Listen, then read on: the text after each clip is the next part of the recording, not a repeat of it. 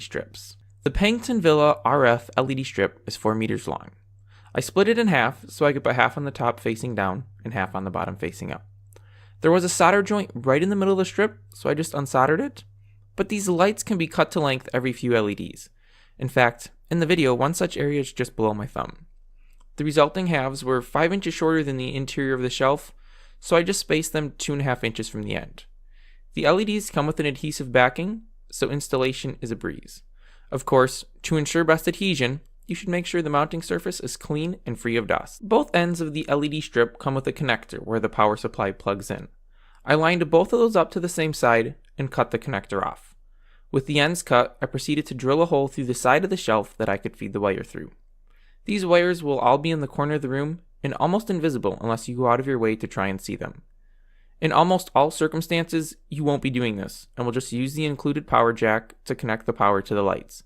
99% of the time, it's a tool-free installation. I joined both positive and negative wires and soldered on a power connector that the plug can connect to. Doing this, I have the ability to unplug the unit from the wall and from the power supply and receiver. I wrapped all the soldered joints in electrical tape and then used hot glue to hold the wires in place on the side. The lights are pretty neat. One thing that I haven't seen done elsewhere is using an RF remote rather than an IR. Most LED strips require that you have an IR receiver visible someplace. And when you want to turn them on or off, you have to point the remote in that general area.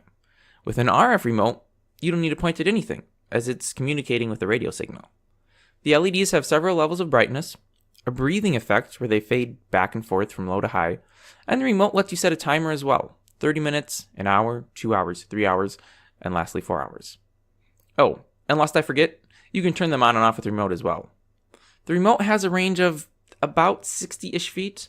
Of course, that depends on what's between you and the receiver. The LEDs themselves are daylight white, and at full brightness reach 1400 lums.